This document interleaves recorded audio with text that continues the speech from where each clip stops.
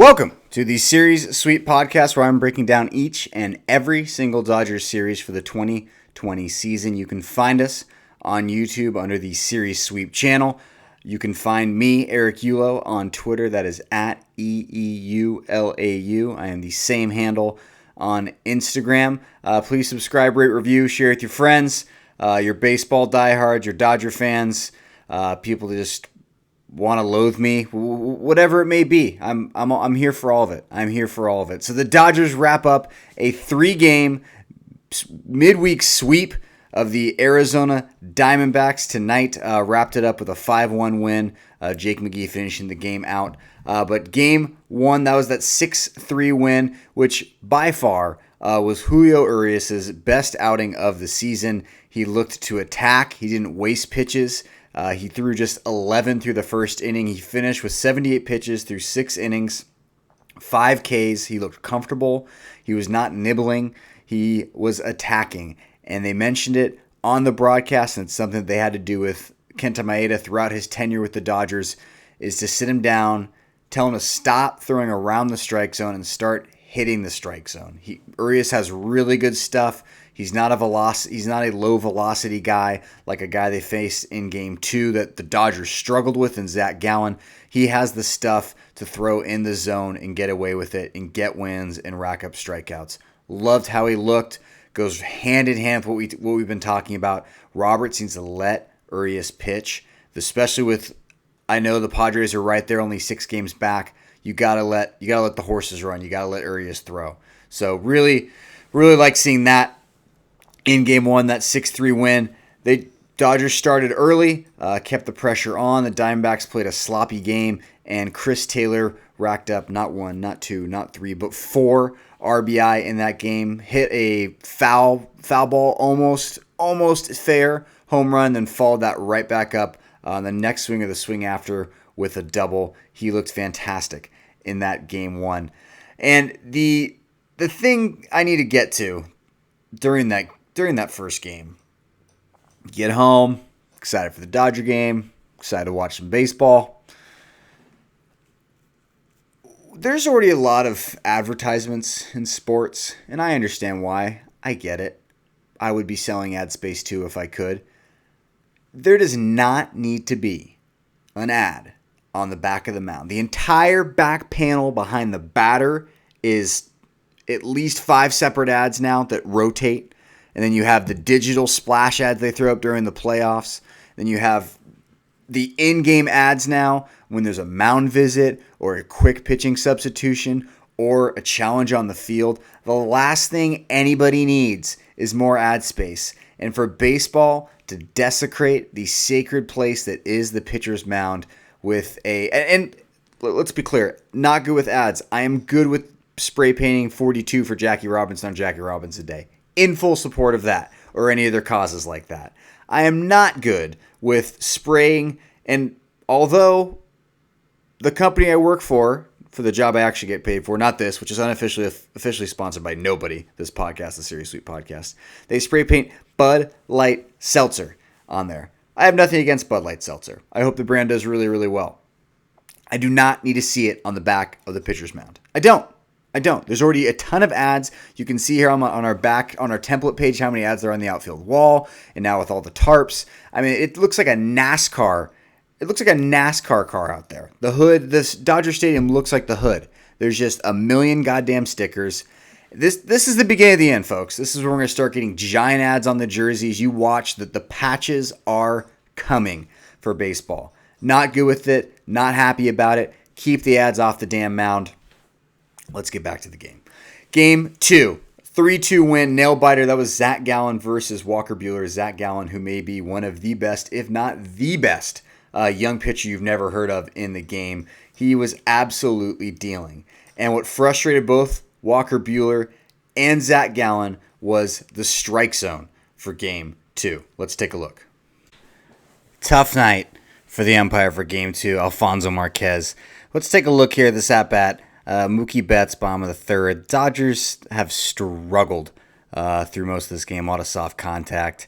Not looking good. Mookie Betts actually has the only hit in this game so far. Let's take a look here. Don't get me wrong, Zach Gallen's pitching a good game up to this point, as he will for most of this game. But this strike zone, this cannot be if you're going to be a major league umpire. So let's take a look here. Whew, little outside. Mookie's like, all right, okay, all right. You got kind of you like it outside a little bit. That's fine. I'm gonna keep that in mind for this pitch. If it's a little outside, I'm gonna let it go. See what happens here. Gallen, a little bit inside, and you just literally see Mookie Betts say "God damn" as he leans back. I don't know if you guys can catch this. I'm gonna rewind this back here. Watch for he does the classic butt out. I'm trying to show the ump how far inside this is. Watch Mookie Betts just ready. God damn. You see the head. I mean, I'm not a lip reader, but I can read body language, and I think I know what he said. One more time. God damn. And that just makes a tough night even tougher for the Dodgers. You haven't hit the ball well. Gallen's absolutely dealing. And you have an umpire who just has a little league strike zone at best. Same umpire for both teams. I understand that. It's not going to help you at all as the Los Angeles Dodgers when you're just squabbling around at the plate and the umpire's strike zone is about 10 feet wide. Doesn't help. Doesn't help at all. What we just watched right there goes hand in hand with something I've seen Walker Buehler do over the years. And when he gets frustrated with an ump, he gives away at bats. And a lot of the times he just throws in the towel. It's a 2-0 count. He thinks it should be 1-1. He thinks it should be 0-2. And he just gives away the walk. He only gave up one in that game, too. I believe it was to Eduardo Escobar, the Diamondbacks' third baseman. Just super frustrated. If you're going to be one of the elite pitchers in the game, you can't just get pissy like a little 11th grader and just, oh, yeah, I'll show you, ump. I'm just going to walk him. It doesn't do anyone any good. I get it. Marquez, the ump, is having a horrible game. He's having a horrible game calling balls and strikes. It doesn't mean you just give up. You don't just give up on an at-bat because you're frustrated with the ump and you just want to flush the toilet and get to the next batter. Something I thought Buehler did really well in this game. It looked like he was building some more confidence with his curveball. He gave up a double, and on the very next at-bat, he was comfortable yet again throwing that same pitch. If we're going to get to where we need to go, there's two very important arms in this rotation. It does not need to be overthought, but it cannot be overstated that where Clayton Kershaw and Walker Buehler need to be. Now, I do think there's a chance that Dustin May ends up being the number 3 starter for the playoffs, and if Urias slides into the bullpen for the postseason, I think May's got the stuff to do it. But I think Buehler and Kershaw are the guys that are going to have to drive the bus for the Dodgers' playoff success. Now, Game 2 was an extra innings affair. The Dodgers were down 1-0 for most of the game because the new Dodger killer on the Diamondbacks, Christian Walker, hit a solo bomb off of Caleb Ferguson. And what I think was the chemistry-changing moment of this series was the Mookie Betts home run in the top of the 9th. And if you're the Diamondbacks, you've had the Dodgers on the ropes the whole game. They've looked like crap in the box. They can't get any solid contact. You're just scrambling if you're the Dodgers. I honestly thought they're going to lose the game. I really did. They looked horrible. They looked as bad as Gavin Lux did in the box. And, of course, Mookie Betts, AL MVP, second best player in the MLB, depending on who you talk to, hits the solo shot, and all of a sudden, if you're the Diamondbacks, it's holy crap, the Dodgers are back in this game. Even though we kept them pinned down, they were down on the mat for 8 innings, essentially. So that's why it's the chemistry-changing moment of this series, not just because it was the pivotal Game 2, but because of what that home run meant and because of what it did to the Diamondbacks, who traded their closer in Archie Bradley, and we're going with some guy named Ginkel, who just put up a slider that backed up, and Betts did not miss. He absolutely crushed it. Our stat of the series has to be 1 earned run for the starting pitchers. Julio Urias, Walker Buehler, and Clayton Kershaw combined for 1 earned run. Now, the bullpen, as you take a look here at the bullpen ERA, did not look very good in this series. Not overly concerned. It's going to happen. They're going to fall back to earth. They weren't going to keep a 2.0 ERA. It's not to say I'm not concerned with Caleb Ferguson looking a little rough. We saw what happened to McGee against the Rangers in this last series, and Dylan Floro finally got tagged tonight after boasting a .57 ERA. The starting pitching was absolutely fantastic. Unfortunately, Justin Turner's on the IL. Bellinger was out yesterday with an oblique strain. He did play today. And the reason I bring up Turner and Bellinger, obviously they're key to the offense, key to this team, is the Dodgers only averaged 4.66 runs per game in this series. And if you take that for the season, that would put them right in between Baltimore and Toronto, right in between the 16th and 17th best offense. This team cannot be the 16th or 17th best offense if they're going to win the World Series. I don't think we expect, I hope Turner's not out, obviously, for the playoffs. He's popped his hamstring. They're being careful. It does make you concerned about where this offense is going to be for the next week and a half if Turner's hamstring leaves him out for a while. And if you're the Dodgers, you have no reason to bring him back. And, speaking guys who came back from injury, Walker Buehler, who obviously pitched in that game too that we're talking about right now, with the blister issue on his hand. You saw Dave Roberts in the dugout talking to him after he pulled him through 5. Walker Buehler in the post-game interview claimed it had nothing to do with the blister. I'm not buying that. I don't blame Dave Roberts for pulling him after 5, especially with where the Dodgers are. They were 5 games up on the Padres for number 1 in the NL West at that point, at that juncture. There's no reason to push Buehler, have his blister flare up all over again.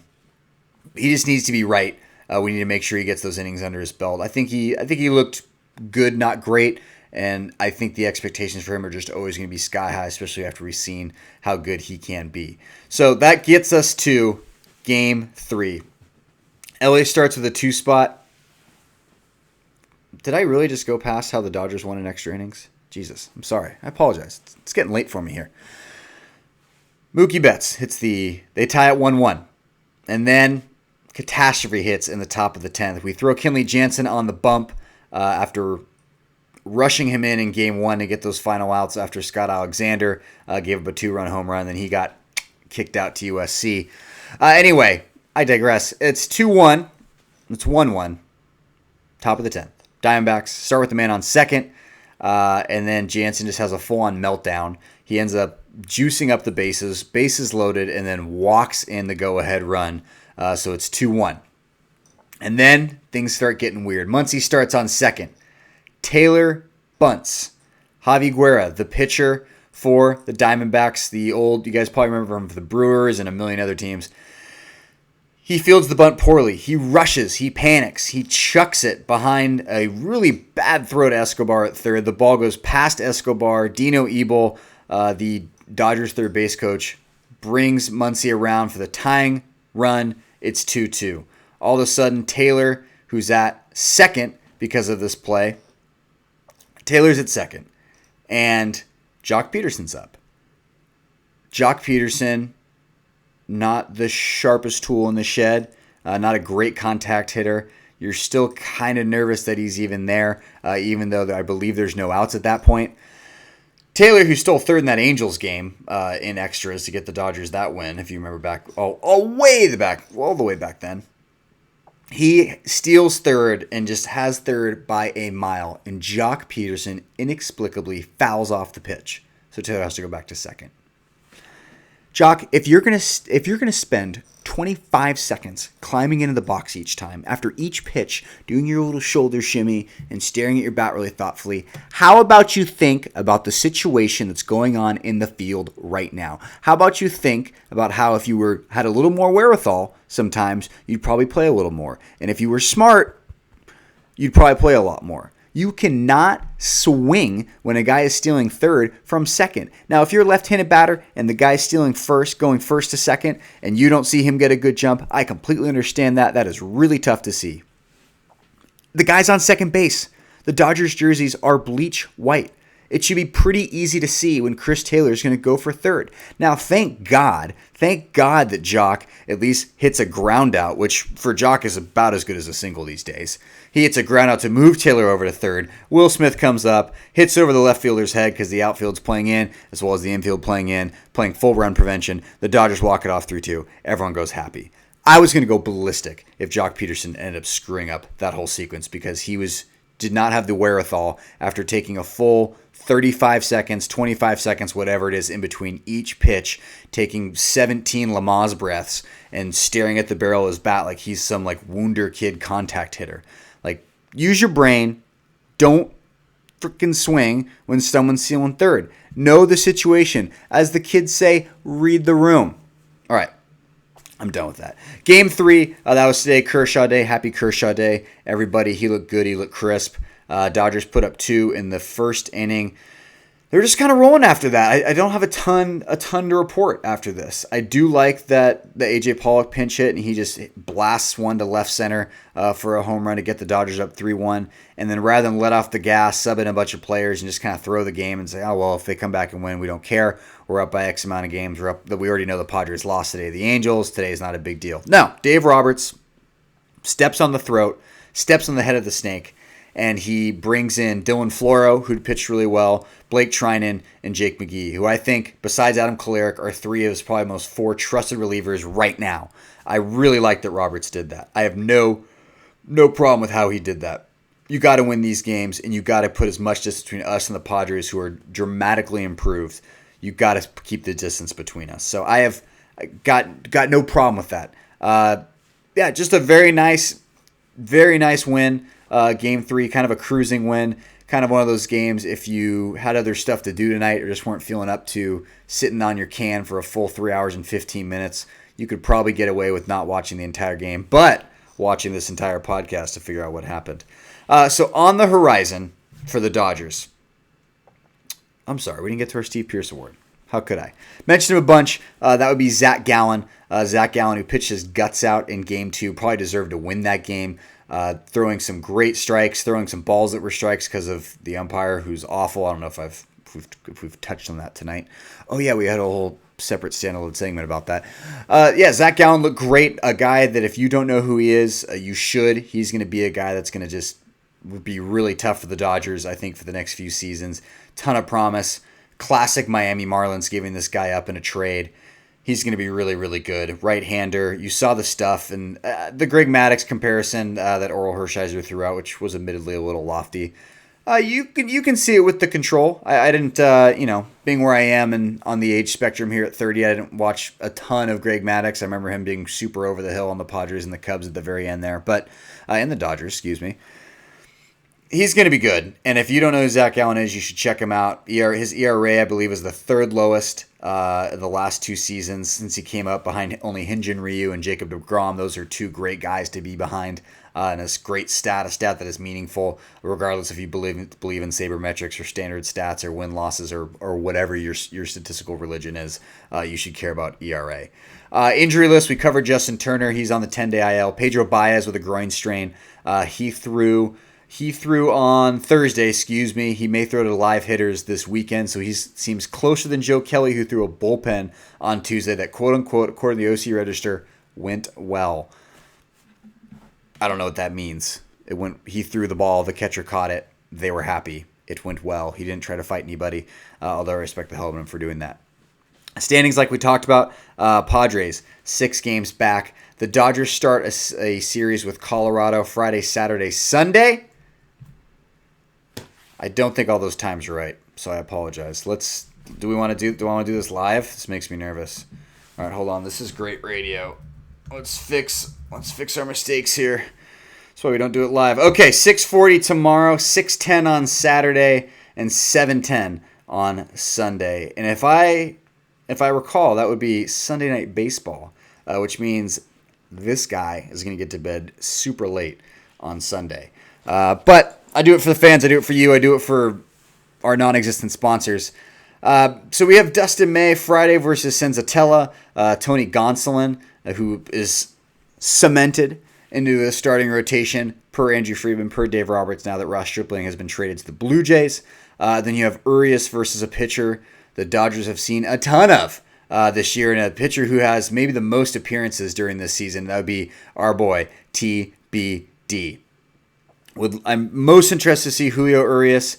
I'm not overly concerned with where Dustin May is. This has been the last couple of starts. I don't think it's been overly crisp, even though the ERA is still well under 3. Tony Gonsolin, Tony Smokes, the official starting pitcher of this podcast. Love Tony Smokes, love Tony Gonsolin ever since that game against the Yankees last year. I think he got us our only win. Went to that game with a very close friend of mine. I'm not doing shout-outs quite yet because I think they kind of get obnoxious, so I'm just going to leave it there. We drank cold 805s. the Dodgers beat the Yankees, and it was beautiful. Everything was beautiful besides those god-awful Players Weekend uniforms they made them wear. I'm starting to ramble here, so let's wrap it up. So there you go. You got your Friday, 6:40, Saturday, 6:10, and then Sunday Night Baseball with your close friend, Alex Rodriguez, love him or hate him, at 7:10. And then after that, they have an off day on Monday, and then they'll play at Arizona. They'll play Arizona for the third and I believe the final time. My God, I hope it's the final time. This season, they'll have Friday off, and they have a funky 2-game stretch against the Houston Asterisks in Los Angeles. And then, after that 2-game Houston weekend series, the San Diego Padres, which will be a very important series. A great litmus test for the Padres and a great test for the Dodgers, as always, with how tight the Padres have played us. Looking forward to all of that. Looking forward to a great weekend. It's supposed to be absolutely scorching here in Southern California. Everyone stay safe, stay socially distanced. Only go to the beach if you're going to. I think you can. The beaches are closed here in Santa Barbara where I live. But if the beaches are open, please enjoy. Please imbibe a few cold ones. Go Dodgers. Thank you as always for listening. Please subscribe, rate, review, share with your friends on Instagram. Tweet me. Let me know what you think. Tell me in person if I suck.